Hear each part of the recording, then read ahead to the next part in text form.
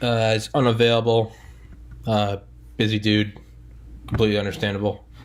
But I want to put up an episode anyway, so I am going to attempt to just freeball it. And it's very distracting looking at my ugly face and my chubby chins. But I want to see if I can do this as a challenge to myself. This podcast is sponsored by H2O. Valence electrons, baby.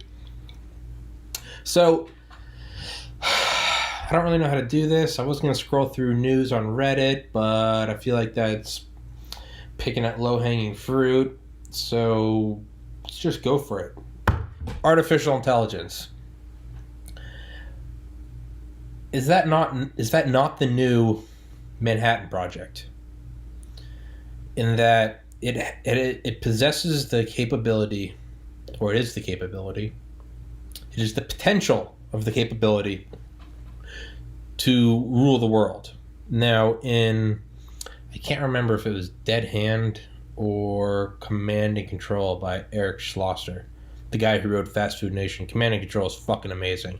I always talk about Raven Rock by Garrett M. Graff. I'm trying not to look at the camera because I just see my fucking ugly face.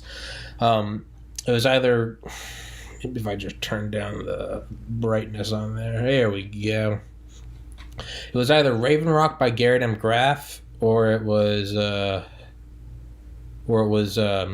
Command and Control by, I think it's Eric M. Schlosser. Oh, nice. 2 middle names begin with M. Fucking fun fact. I believe it was Command and Control. But they talked about how, right when we got the atomic bomb, obviously it was a fucking race to get it. We'd send in commandos to Nazi Germany to make sure they didn't get it. They even did some weird cryptic messages where, like, we'd go in and we'd find their hard water plant, or not hard, hard water, heavy water, where they make deuterium water. I think it's H2O, where hydrogen's got an extra neutron, maybe? I don't know. But I guess that's one of the, first things you need when you're making a nuclear bomb. I wouldn't know. But we thought the Nazis were a lot further ahead than they actually were. And so we would go in there, we'd send these commandos in there, and they'd either sabotage shit or they'd find, it was just like, Big Dick America had come in and already fucked this place. So we'd do recon. And I could be butchering all of this, but I'm pretty sure they went in and they found these heavy water plants, and they hadn't even mastered that part yet. They had kind of gotten to making deuterium water or deuterium-rich water, but not much farther than that. And again, I don't know how accurate this is, but I'm pretty sure that's one of the first things you have to do on your path to making a nuclear bomb. And they would send these messages back to America, the soldiers, what word am I looking for? Reporting back to their command about, but it was with these weird, it was like pregnancy failed, not even brought to term or something, which is actually not that secretive. Anyone with 2 fucking brain cells can be like, you're probably talking about the development of a program. But yeah, so we obviously wanted to stop the Nazis from doing it. Now, in 1939, I can't remember who it was, but say what you will about him, he's got a good ghostwriter. Bill O'Reilly's book, Killing the Rising Sun. It begins. The whole thing is about the war in the Pacific, but it's also about it's you can't really tell that story without telling the story of the development of the atom bomb. The Manhattan Project, Oppenheimer, the fucking closed off labs we had out in the desert. But apparently this guy had come, and I think he was a friend of Einstein's. And this guy came to FDR and said, basically, hey, there's these guys have the Nazis are working on this new bomb, this new weapon, and it uses an element called uranium. And if they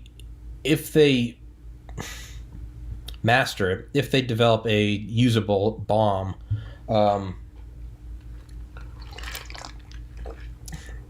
it will turn the tide of the war. and not just in the sense of like the Messerschmitt 262, where is the first fighter jet, the first actual, not fighter plane, but jet engine. Not in that sense, in that it was, yes, a paradigm shift, a quantum leap, but it also didn't matter because they used the 262s to what did they use them for? I think they used them. I can't remember. I want to say they used them as bombers, and they said had Hitler used them to take out Allied bombers, the war would have gone on indefinitely. So Hitler's also a dumbass, but it wasn't something like that. It wasn't even something like the advent of stealth technology with the F-117 Nighthawk, or technically the SR-71 Blackbird had a low RCS, and then after that was the D-21 drone that was shot off the top of it. This is all from Skunk Works by Ben Rich, former head of Lockheed Martin Skunk Works. This podcast is going to have no general direction, so if that's what you're buckling in for, fuck off. But it was the F-117 Nighthawk had the cross section, the radar cross section of a ball bearing, meaning if you shoot your radar at an incoming B-52 bomber or a B-36, B-52 Stratofortress or a B-36, was the Peacekeeper? God, I love those names. Apparently, they had the cross section. Basically, looked like on your radar that there was like a barn, like BARN coming at you. And I was like, all right, well, there's clearly something. Other times, like infamously leading up to Pearl Harbor, the incoming planes, we thought that they were a flock of birds. All right. The F-117 had the cross section of a ball bearing. So it's a ball bearing. Well, what the fuck else is bigger than a ball bearing? I don't know. A bumblebee, a butterfly, a fucking crow, an eagle, goddamn blimp. So anything other than that is it's all gonna be marked as bigger on the radar. So this thing was basically invisible. Now that was a big paradigm shift, and we used it as such, and we recognized it as such because unlike Hitler with the Messerschmitt 262. He was a complete dumb shit and didn't use this new technology in the way that he should have. But when we first found, or when the Air Force and the Pentagon finally acknowledged what Ben Rich had done, much in the face of Kelly Johnson, was to make this super low cross-section fighter. It's called the Hopeless Diamond. When they realized that it just wasn't just like an anomaly or just like gremlins in the numbers, when they realized like, holy shit, this fucking thing, we really can't see it. They finally realized just how efficient this thing was at deflecting radar when they were shooting radar at a test range and they couldn't detect it. And then a fucking bird landed on the front of it and they detected it. and they're like, oh, there's a bird. And it's like, oh fuck, we saw the bird, not the Air Force bird. And there's another story, and I've been corrected and told that this is just urban legend, but I don't give a shit. I'll propagate lies for my own entertainment. There's a story about how when the F-117s were over in the Middle East before their first sorties, I don't know when they were first used, apparently, so they're over there, they're super classified, they're SAP, Special Access Project, that's above TSSCI, Top Secret, Special Compartmentalized Information, which is in itself higher than Top Secret, which is higher than Secret, which is higher than Confidential, which is higher than Classified. So this is an SAP, so no one knew about this shit except for a handful of people. So we had the Manhattan Project was an SAP. So when we had the F-117 Nighthawks over there in a hangar, they apparently one of them, and again, been told it's an urban legend. I don't care. I'm going to propagate this on live because it entertains me and I want it to be true. But apparently they found a bunch of fucking dead bats in the hangar the next morning because they couldn't, that bitch is blind as a bat. They couldn't, their fucking sonar wasn't working. Well, they were emitting the fucking sound waves, but this thing was so good at deflecting any incoming wave, light wave, radar, sound, just any fucking wave, that was going off in every other direction. These things couldn't see it, and they would just like kamikazes, just break their fucking necks. So that's how effective this thing was. And instead of, I think the quote from the book was, instead of putting up multiple fighters to take out one target during a sortie, instead of sending up multiple bombers on multiple sorties in hopes of taking out one target, they could now send up one bomber on one sortie to take out multiple targets. So it's a complete paradigm shift in what we were able to do, and that's why it was so secretive. And because America fucking rocks, American flag shout out, that's how we use this technology. Now, Hitler with the Messerschmitt 262s obviously did not do that. Now let's rewind it back to the atomic bomb. There's a logic behind all of this. The atomic bomb was this wasn't like stealth technology, because eventually stealth was counteracted. The Soviet Union was always known for its fucking super advanced, super well equipped SAM sites. And so eventually they got our number. They tagged it. So it's just this tit for tat. More stealthy, we detected it. Stealthier more, detected it again. It just goes back and forth. The atomic bomb wasn't. It's like if you were playing a video game and we're both leveling up, and it's fists, and then it's knives, and then it's bats, and then someone finally gets a gun, like a pistol. That gives them a pretty big edge, but you can still take them out. You can hit them with a car. I'm just thinking Grand Theft Auto. You can hit them with a car. You can if enough people run at them, you can take them out. But if everyone else just has their fists and you have a fighter jet, so long as you don't crash the fighter jet, you are an invincible, unstoppable, unopposable force that you are now at the top of the food chain forever within that microcosm. That's what stealth was. Not that. Atomic bombs were that. It was the biggest bomb to date beforehand, I believe, was the British Grand Slam, and I think it weighed 22,000 pounds. And we had dropped these motherfuckers from way up, and they would come down and I don't remember what they were designed for. I think we dropped them on some big German ships, but I think that was designed, again, could be butchering this, I think they were designed with the Nazi U-boat sub pens, the submarine pens, where they were literally where they were held. Because these things were just like, we couldn't stop them. We could drop bombs and bombs and bombs, and nothing could get through them. So we needed this massive fucking thing, the Grand Slam. And this thing was a monster. 22,000 pounds. Well, that's with the shell. Let's say it's just for fucking. Let's be very liberal. Let's be loose with it. It's let's say it's got 20,000 pounds of explosives. Let's say it's a 2,000 pound shell, 20,000 pounds of explosives, 10 tons. We'll call it TNT. 10 tons of TNT. Okay, that's a big boom. That's the best that we had, or that was the most advanced one through World War II. Okay, yeah, that's a big fucking bomb.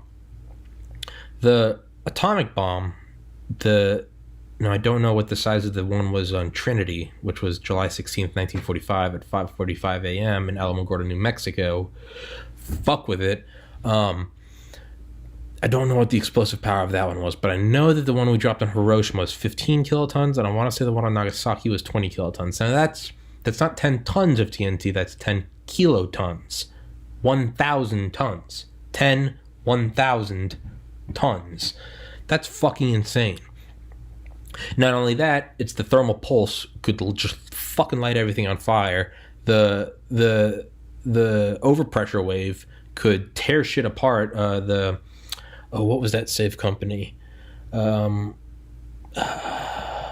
don't remember the name of the company. The company that famously put a safe in the desert and put documents in it, and they allowed a nuke to be dropped in the vicinity, and fucked up the outside of the safe, but everything inside was just fine. And they actually became the gold standard for vault doors. So that safe. No, what it was is That safe was in fucking Tokyo. It was in Hiroshima or Nagasaki, and it survived. Everything else was fucking vaporized, but this thing survived, and everything inside of it survived. There's actually a Twilight Zone episode where a guy takes his lunch break inside of this bank vault because that's where he can read in peace, probably jerk off, and he comes out and the city's been nuked, whatever. I want to say it's Mauser. I don't think that's it though. But this company that made the safe door. So after that was the perfect PR. What better way than a post World War II America? And not only did we bomb the Japs, we were able to survive. Just completely incorrect nowadays. But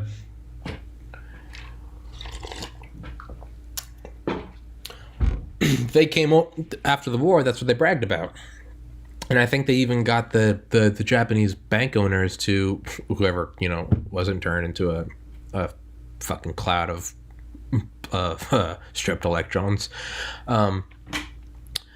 They had them say like how great the safe was, and so in the late 40s, I don't think it was Operation Crossroads because that was in the Pacific, I believe, in 1947. And there were 2 Soviet spies there. This was in the Nevada test site, Nevada test range. I think at the time it was the Nevada Proving Grounds. But they would just drop nukes. I think they dropped like 900 nukes there. They said that the surface of the entire area was cratered, and that's actually conspiracy time.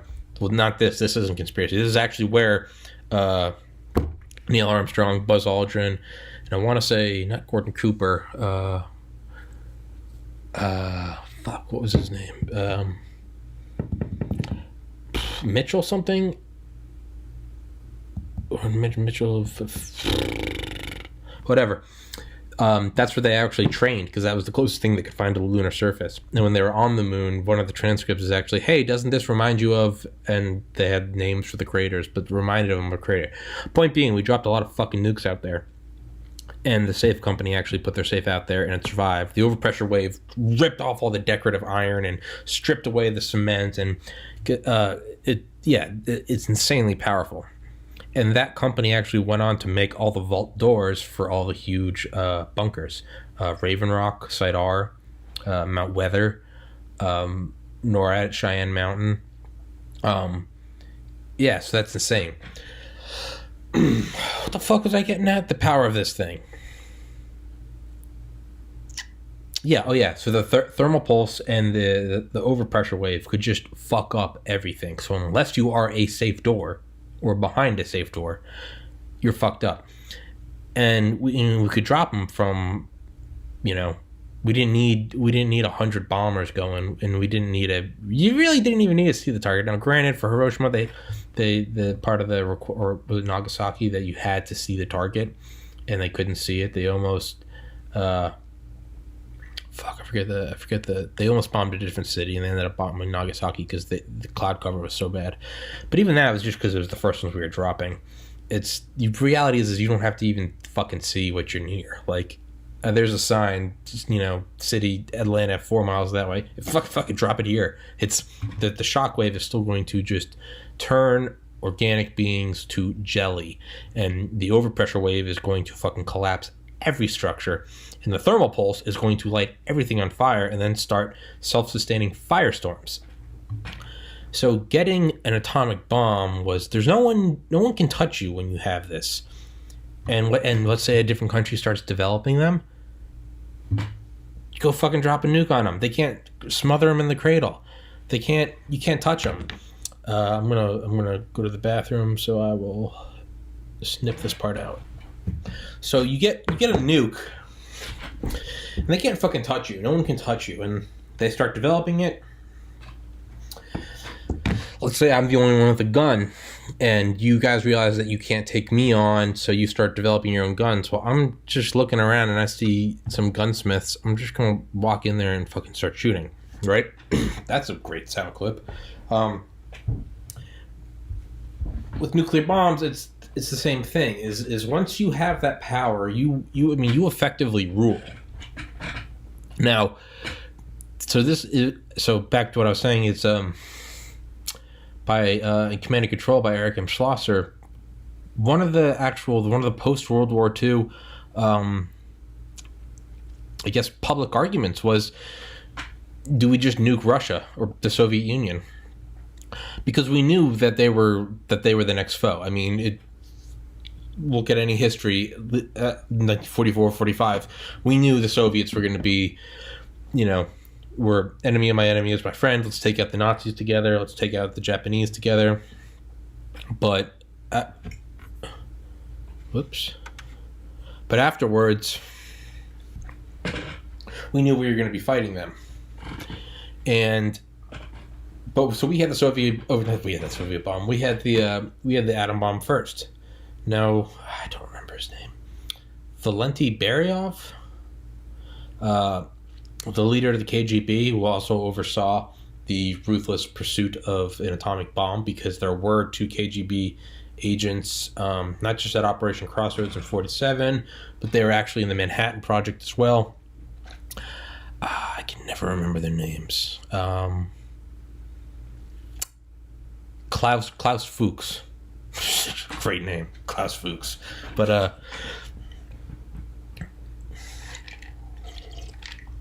he got the papers for Stalin, or some of the papers, and he was a Soviet sympathizer. And the first Soviet bomb was detonated in 1949, which was years before we thought was possible, because an American sniffer plane, sensors basically like a fucking flying dog, had these sensors that could pick up even trace amounts of, insert chemical here. Kind of like if you ever have your hands dusted at the airport by the TSA, maybe I'm just a terrorist threat and I thought this was a normal thing, but they can detect trace amounts of this shit. And so what the sniffer plane was doing, I think it was off the coast of Alaska in 1949, and it discovered there was a massive cloud of irradiated, like vaporized dust. And it was like, well, like, we know what bombs we're dropping. And it's not us. Oh, and it's off the coast of Alaska, coming from, I don't know, the Soviet Union. So that's how we realized that they had their first bomb, which we called Joe 1, after Joe Stalin. So cute. So that happened before we thought it was going to happen. But leading up to that point, there was actually a debate, not a classified debate. Do we go and nuke the Soviets? And the idea was, we do this, we kill them all. No one else, they'll tell your fucking friends, fuck around and find out. No one else will try to develop nukes, because they'll see what we do to them. We send a lesson, we make a lesson, make an example. But there was a debate whether or not do we go and just snuff Russia, Soviet Union? Do we go and snuff them? Do we take them out? Lots of civilians will die. All of them will die. But do we do this and preserve America? Because once they get an atom bomb, the power polarity is forever shifted. And mutual assured destruction, it was, back then, when our stockpile was like 13 A bombs, even then it was still like, okay, 13 A bombs, like that's insane. And if we go after the Soviets, if they even get one off New York, DC, fucking Billings, Montana, it's still insanely bad. And mind you, they're getting more and more powerful. They're not yet at the megaton level. Hydrogen bombs were, I think the first one was 1952. I could be completely wrong on that. It might be 1950, but that was Ivy Mike, not Castle Bravo. Ivy Mike, and I think it was, I don't know. I think it was 5 megatons, but they're not even that. But they're still insanely powerful.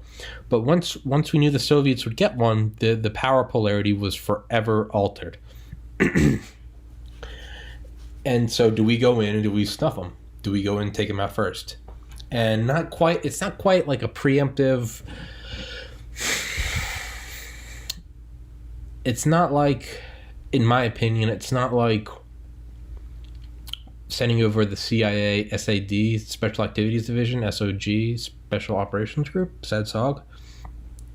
It's not like that, or, we see, like vaporizing General Salami in January, or going in, it's, let's say we knew bin Laden was going to do 9/11, which that's not the scope of this podcast, but let's say we did.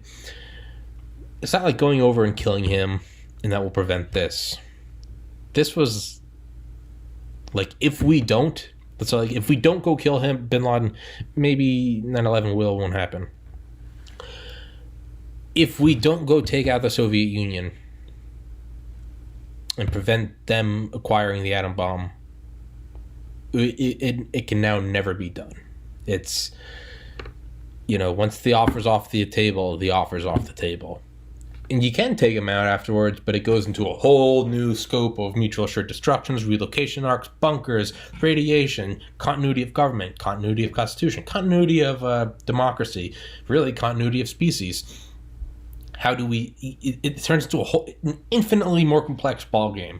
It's like it's easier to not send the drunk text than it is to send the drunk text and then fucking dance around it the next day and either whip up a story or either beg for forgiveness or...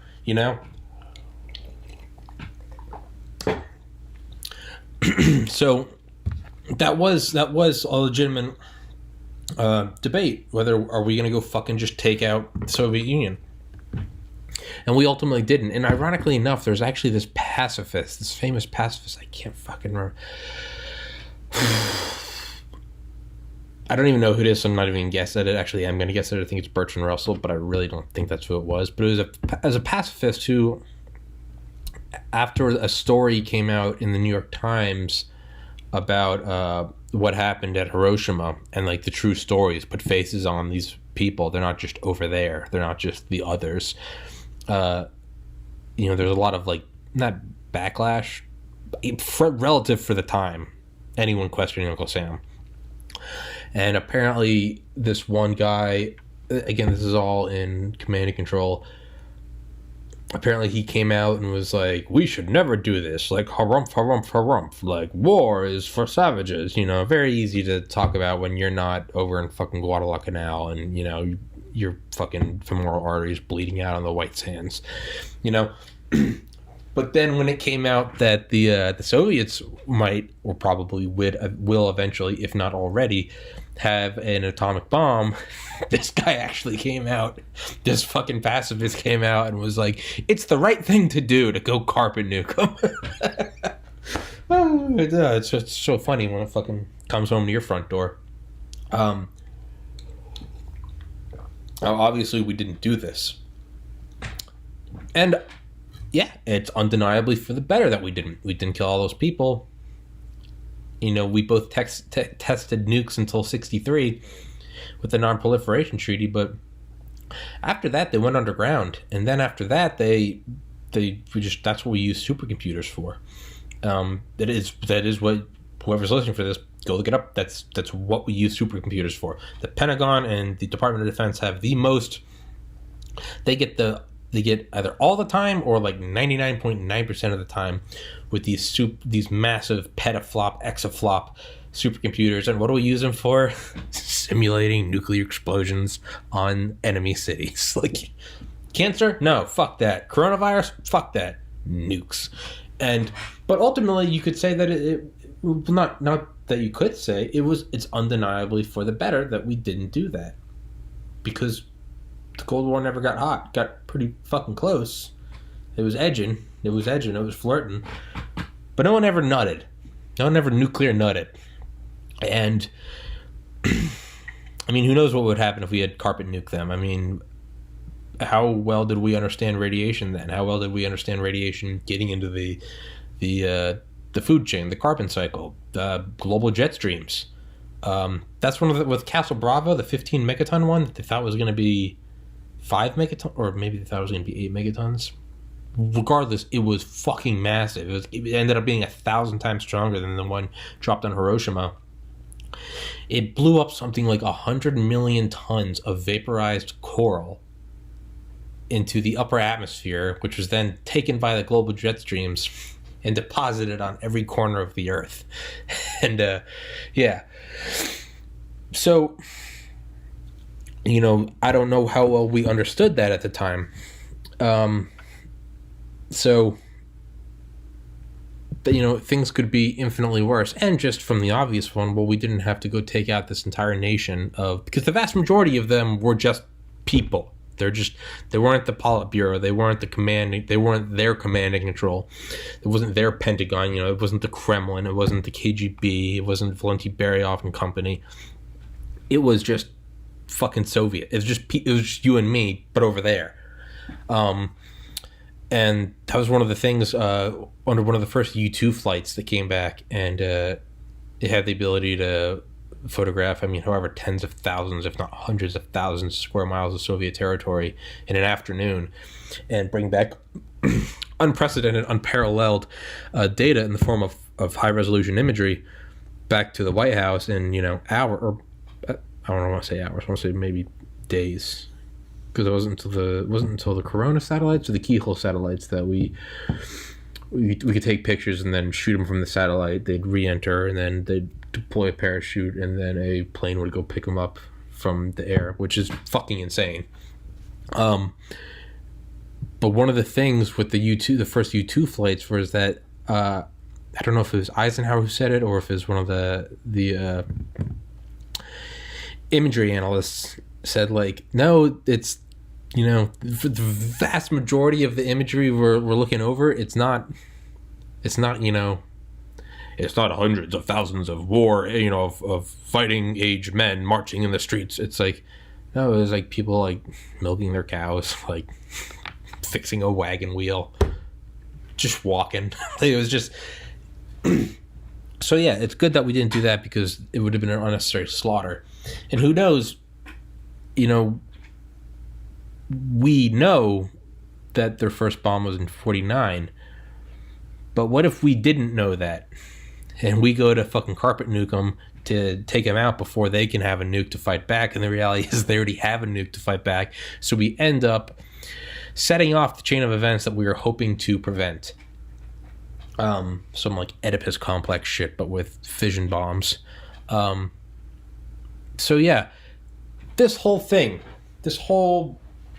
batshit insane rant, which the vast majority of it is actually factually correct. Read Area 51 by Annie Jacobson.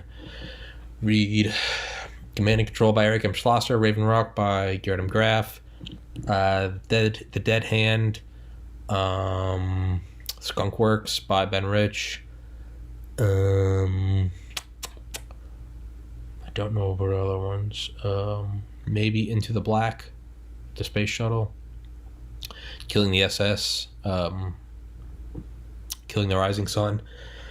Yeah, the vast majority of what I said is factual. I might have skewed some of it up a little bit, but what are you going to do? So this all comes back to an advance in technology, like the Messerschmitt 262 or the F-117 Nighthawk. Jet engine versus stealth. God, like a pimple on the inside of my lip. Jesus. We have those kind of jumps in military power, weaponry, technology, armaments, advancements, and then you have the nuclear bomb. Nothing has come close to the quantum leap. Now, let's say we had just decided, fuck it, we're going from Japanese homeland to we're just jumping straight into the Soviet Union and nuke them. We could have done that. We know for a fact they didn't have a bomb. They already had some working. They had direct espionage obtained data from the Manhattan Project,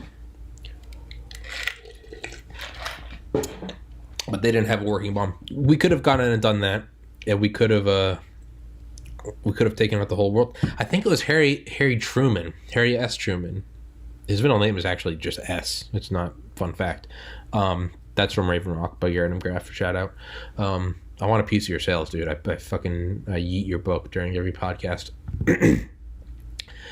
I think it was Harry Truman. He might have had both quotes, but one of them was, boy, we could blow a hole clean through the earth with these. And the next was, boy, we could lick the whole planet if we had Hitler's attitude. So, for all you motherfuckers that are out there saying that we shouldn't have dropped the nukes on Hiroshima and Nagasaki, when we only did it because we're evil. If we were really evil, we would have licked the world and said, fuck all y'all. So, that's my 2 cents on that. But we could have done it, and we didn't. And I would say you cannot argue that it is bad that we didn't do it. It's great that we didn't do it. Playing devil's advocate against myself, you could then use that same logic against the Hiroshima and Nagasaki bombings and say, how do you not know it would be great that we didn't do it? So right, I'll eat a big old slice of humble pie on that one. But we could have done it, and we didn't. And after that, it became pretty much impossible to do it. I mean, granted, you have bunkers, you have, relocation to VIPs, you have, obviously, you have lines of succession, patterns of government, where it's not so much the people that it is the positions. But let's say we didn't do that. Yes, we didn't do it with A-bombs. Well, there hasn't really been a paradigm shift or a quantum leap like that since. I mean, some other big ones, you could argue the submarine, flight, but even then, I don't know. I guess we used biplanes to do reconnaissance in World War One. Dan Carlin talks about that in Blueprints for Armageddon. There were hot air balloons. The Union actually used hot air balloons against the Confederates, and I think that was the first case of aerial surveillance. Fucking went up there with their big stupid mustaches and itchy cotton pants and fucking like silver nitrate fueled cameras and bollocks, there they are. That was like a 20s accent. That was terrible. But those were, Jesus, did I spit on my screen? That's gross. Get your act together, Tom. But none of those were, to my knowledge, these like single-handed paradigm shifting things. I think there were hot air balloons used back to the 1700s in France.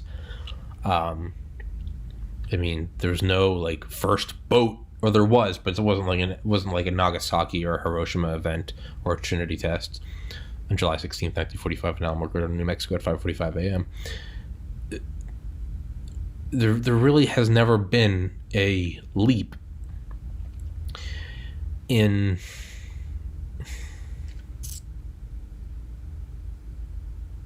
it's like as time goes on, we make these incremental changes. I have a 3 of hearts, and then you get a 4 of hearts, and then I get a 5 of spades, clubs, whatever, diamonds. Every once in a while, you have something like the Messerschmitt 262 engine. Maybe that's like a 9 of hearts, but really, if you don't use it well, it doesn't matter. Let's say you get a face card, you get a jack or something. And maybe that's stealth. And even that, it's like you can only use it so much before its use negates secrecy, which is, I'm not well educated enough to say what negates the use of stealth or what leveled the playing field. But the A-bomb was, it wasn't that we went from, actually, let's say stealth was a 10. So the Messerschmitt 262 was a 9 of hearts. Stealth was a 10. It's not that an A-bomb was a jack. There were no jacks, queens, kings. An A-bomb was an ace. Just an ace. I don't care what you have. Fuck you. I have an ace. I have 4 aces. I have a royal flush. I have shit that you can't even think about. There hasn't really been, to my knowledge, a development of something like that. You could argue will argue against myself because clearly I'm sane. You could have chemical warfare. You could have biological warfare. You could definitely have huge quantum leaps in that. I don't know, some aerosolized Ebola, smallpox, coronavirus. But even that still lends itself to it. Nothing has the immediate and overwhelming and undeniably oppressive and winning move as a thermal pulse, the radiation contamination, and the overpressure shockwave. Nothing else is like that. You could, let's say, you developed a really awesome relative chemical or biological bomb. Operation Paperclip, another great one by Annie Jacobson. Let's say we used what was that fucking gas Terran gas? I think it was Tarim. It's something that the Nazis developed that was insane. It could fucking kill shit so much quicker than Zyklon B or chlorine gas. And you needed less of it to kill more. And then after that, I believe it was sarin gas was the next big one. And then after that, it was VX gas, which, declassified at least, I believe is still the most deadly chemical warfare agent. Obviously, you have shit like plutonium, but I mean, you're not really using that as for the. That goes back to, okay, no. So even the most deadly per kilogram of living matter, plutonium is still the most deadly.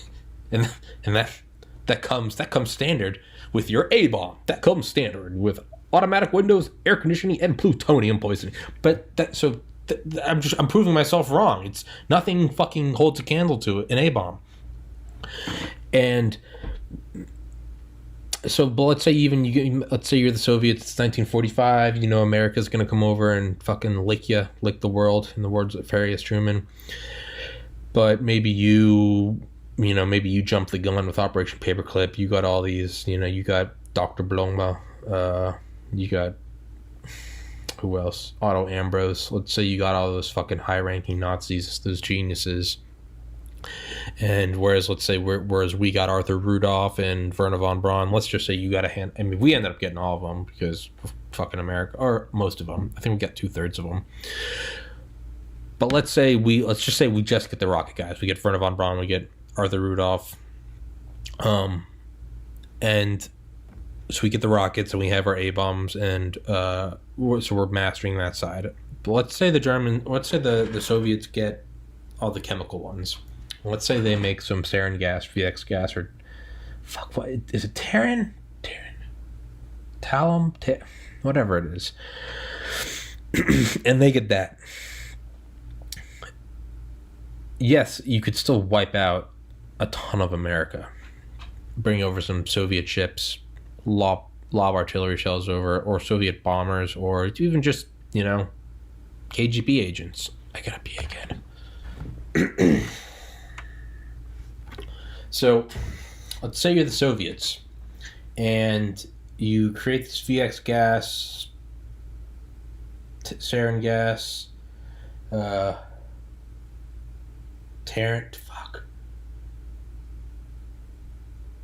Tabin gas, that's it.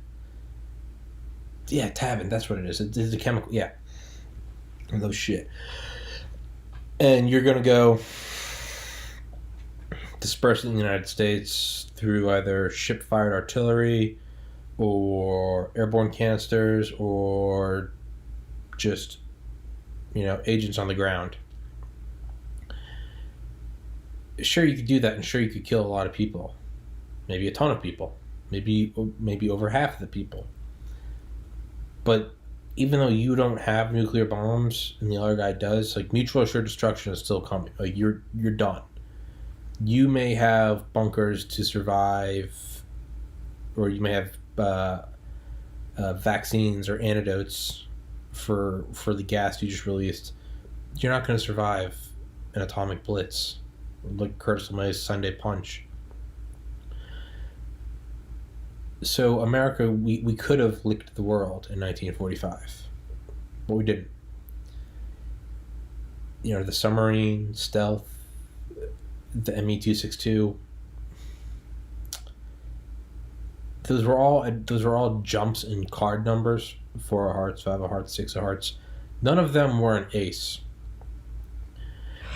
The atomic bomb was the ace. Even the jump to the hydrogen bomb. Hydrogen bombs were different because they had a built-in policy of extermination. Per declassified papers, it's a built-in policy of population extermination. It is, don't need to worry about hitting the military targets, just hit everything. The Soviets got theirs eventually, and Truman only gave the go-ahead to make ours because it was, if we can do it, the Soviets can do it, and if we don't do it, the Soviets will do it. And the military, the upper echelon military reasoning at the time was, this is an atheist nation. They are not going to stop on a moral basis, so we cannot. Doesn't mean we have to drop it, but it's good that we have it, because if we don't, the Soviets will make it, and the Soviets will drop one on an American city. These things are thousands of times more powerful than atomic bombs.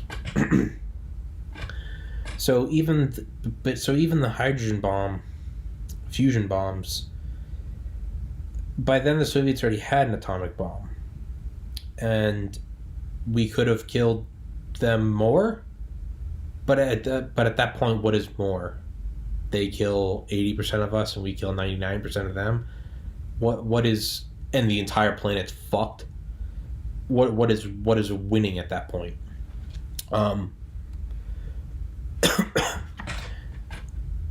So even that was not a quantum leap like the development of the atom bomb was before anyone else had one.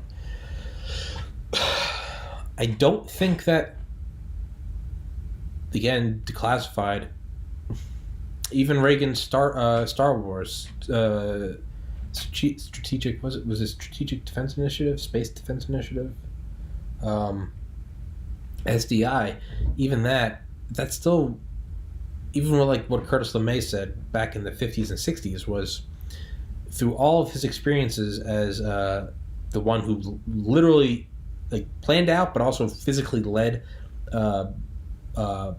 these mass bombing raids on Japanese civilian targets, he said no matter what, one bomber always gets through. Now, when you're dropping 500-pound bombs or those incendiary cluster pipe things, one gets through, and it's bad, but it's not the same as 2,000 dropping them. But when your payload is a fission bomb, the gun type or implosion type bomb, uranium or plutonium bomb, you only need to get one plane through, and it only needs to drop one of its bombs, and the effect can be devastating. So LeMay said, with our nuclear bombers, we only need to get one through. But then the same thing goes in reverse. They only need to get one through. With the Strategic Defense Initiative, so we have this thing. Let's say it can shoot down 90% of incoming ICBMs, which would be insane. That would be insanely successful. Let's just, for shits and giggles, say the Soviets launched 10,000 ICBMs. That still leaves 1,000 ICBMs that got through. Each ICBM contains multiple warheads, multiple independent reentry vehicles. It's like a nuclear shotgun. Each warhead contains a multi-megaton bomb. Each one of those thousands of times more powerful than the one dropped on Hiroshima and Nagasaki. So, sure, on paper you get 90% of all incoming ICBMs, but what the fuck does that really even mean? It's still extermination. 1,000 ICBMs with multiple independent reentry vehicles, each one a multi-megatonnage warhead. There's no that you're still done.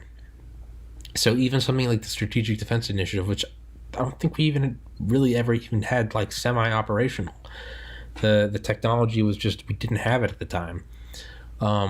We had things like the Shiva Star, which was this thing that would discharge balls of plasma at like 10% the speed of light to shoot down ICBMs. But even that, it was, I think we're going to use Casaba, CASABA howitzers. It's basically a nuclear shape charge. We would have launched them up. They would have detonated, and it was a one-time use, but it would focus, I think, the light or the particle wave. It would focus it into a beam, and that's what it would use to shoot down all these incoming nukes. And I think one could take out multiple targets. So it's not that we're hurling this nuke up at other nukes so much as we are, but it's not the explosion that's taking this shit out. It's the focused beam. But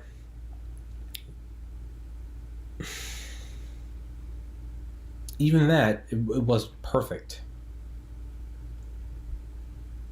So what is the next quantum leap? What is the equivalent of the atom bomb? And it's artificial intelligence. There's nothing,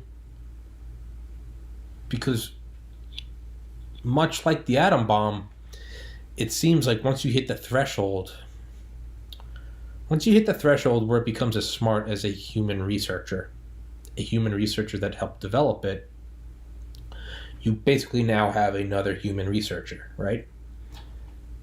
And it doesn't require a paycheck. It doesn't require bathroom breaks.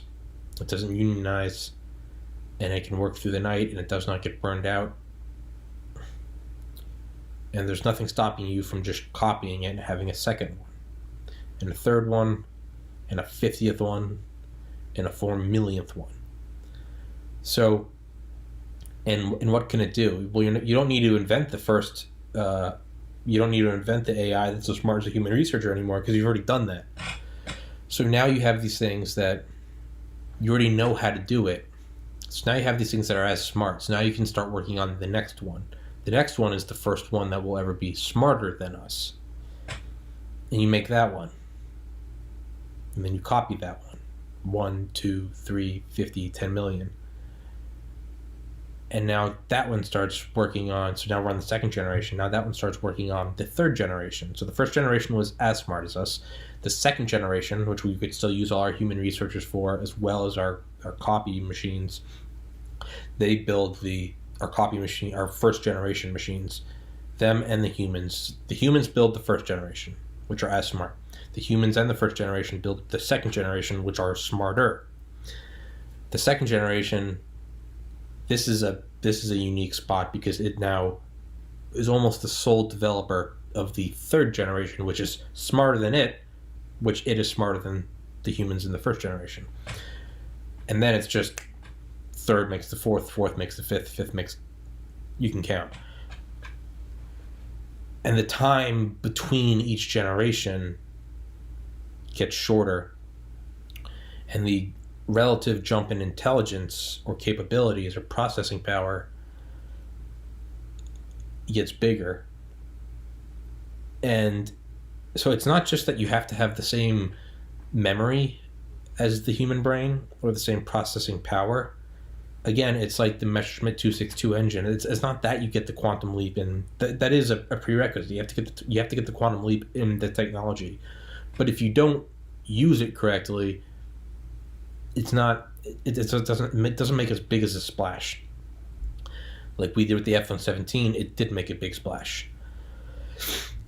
So it's not just that you have to have equal computing power and memory as the human brain. We also have to make something that is organized in such a way that it is as powerful as the human brain. Because if you just get the same memory and processing power, that doesn't equate to a human brain. If you just get the same number of football players, the same size, with the same stats, the same NFL combine data, it doesn't matter if I'm coaching it versus Bill Belichick. Okay? So once we finally get the first one that's as smart as us, right? the next step isn't necessarily, because we already know how to increase memory and increase processing power, right? So the next step isn't necessarily that, even though that will be something that happens with it. It'll be the development of a mind that is more powerful than us, which we could probably do. We could look at ours and say, how do we make it better? But now that second generation one, which has now had, not just has more memory and more processing power than us, but actually has a different structure entirely, its synthetic brain, it can now create a third generation of a brain anatomy, if you will, that is superior to even ours, or to its. And the third one and all the while the processing power and the memory is going up, but it's starting to develop these systems that soon we cannot grasp. It is my dog trying to learn calculus, for that matter, me trying to learn calculus. So it goes and accelerates and accelerates and accelerates, and it can copy itself and duplicate itself. It becomes more powerful, while at the same time requiring less space and less material, so it can make more of itself with the same amount of material. And it can cut down on iterations between generations because it's smarter than us. Remember, anything that we can make, it is capable of making. So if we are capable of decreasing the time between generations of technology, it is capable of that and more. And it's also going to do shit that we cannot know because it is smarter than us. So it's going to take off. It's an exponential curve. It's going to skyrocket. Whoever gets that first, even if by like a couple days, wins. So what do? Do you lick the world like Truman talked about us doing? Or do you not? Do you hold back? Do you speak softly but carry a big stick? I don't know. Because is the other guy going to do it? Do you have to worry about the other guy doing it? Now you have your AI, and now we're at that analogous mutually assured destruction. Because this thing can now develop bombs that we can't think of. It can find ways of refining any matter that we can't think of. It goes off into infinity. Whoever comes up with it first wins. So I don't know what else comes close to the Manhattan Project, but the development of artificial intelligence equal or greater to human intellect, or even the sum of human intellect. Now, is there a facet of this that we're not even considering, or we are considering? That's fucking stupid. Everyone considers it. That it's not the same as an A-bomb because this thing is sentient. And, you choose to lick the world. We're going to drop our A-bombs. What if the A-bombs had the ability to say, I'm not doing that. I'm not detonating. So is it really a race at all? Is it a race? Is it an ironic defense race, arms race to peace? Will this thing just say, fuck it, I'm not? I don't know. So that's why I always bring up AI, is because now I don't know shit about AI, but I'm just trying to extrapolate on the patterns of things that I at least think I have like a somewhat okay rudimentary elementary grasp on, but I don't know.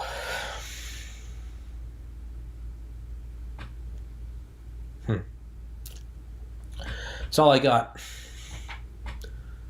That was an hour. Of ranting by myself and no guests. That was definitely a lot more difficult than I thought it would be. But I did it. So, hey, Tommy, you're welcome back anytime. Thanks, Tommy. I'm fucking crazy. Boom, boom, bum, bum.